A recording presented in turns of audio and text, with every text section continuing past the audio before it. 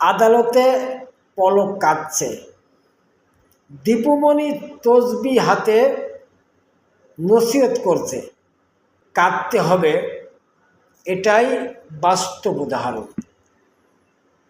আপনি হাজার হাজার মানুষকে কাঁদিয়েছেন, হাজার হাজার মানুষকে কষ্ট দিয়েছেন, আপনি হাজার হাজার মানুষকে ঘর ছাড়া করেছেন, মামলা দিয়েছেন, হামলা করেছেন। আজকে আপনাকে কাঁদতে হবে, এটাই স্বাভাবিক। এটা আমার কথা নয়, ইসলামী ইতিহাস পড়ে দেখুন, ইসলাম কি বলছে সেগুলো জানুন, বুঝতে পারবেন।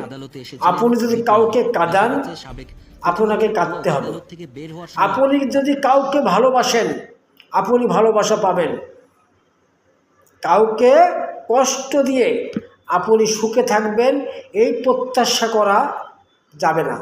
এই প্রত্যাশা করা আর ইসলাম বিদ্বেষী মনোভাব তৈরি করা এক।